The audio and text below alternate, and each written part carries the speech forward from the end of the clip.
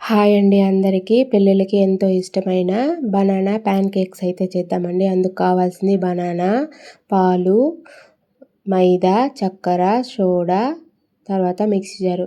బనానాస్ని మొత్తం తుంచేసుకోవాలండి. తుంచేసుకున్న తర్వాత 1/2 కప్ చక్కెర వేసాను 1 కప్పు మైదాకి.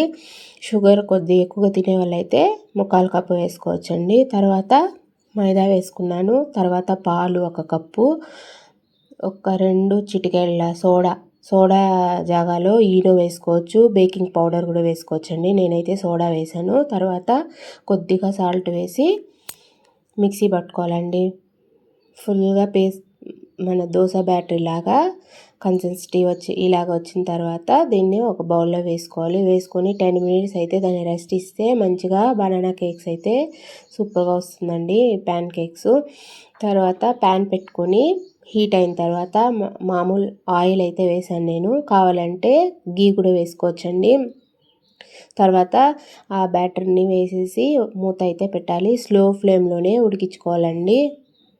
ఇలా ఒక 30 సెకండ్స్ పెట్టిన తర్వాత స్లోగా తిప్పించుకోవాలండి. ఎందుకంటే బనానా వేసాం కదండి, సాఫ్ట్గా ఉంటుంది. తీయడానికి నేను ఎలా తీస్తున్నానో అలాగా కొంచెంగా నెమ్మదిగా తీసుకోవాలండి. అప్పుడే దాన్ని తిప్పగలము. లేకుంటే పెద్దదిగా పోస్తే మీకు రాలేనప్పుడు చిన్నగా కూడా పోసుకోవచ్చండి ఈ ప్యాన్ కేక్స్ని. ఇలా స్లోగా కాల్చుకుంటే బనానా ప్యాన్ కేక్స్ అయితే రెడీ అయిపోతుంది. పిల్లలైతే ఎంతో ఇష్టంగా అయితే తింటారండి. మీరు కూడా ఒకసారి ట్రై చేయండి. నేనైతే చాక్లెట్ సిరప్తో ఇలా వేసిస్తే కూడా పిల్లలు ఎంతో ఇష్టంగా తింటారు. అన్నీ ఇలా కాల్చుకుంటే అయిపోయింది. ఈజీ బనానా ప్యాన్ కేక్స్ అయితే రెడీ అయిపోయింది. నచ్చినట్టయితే సబ్స్క్రైబ్ చేసుకోండి. Thank you.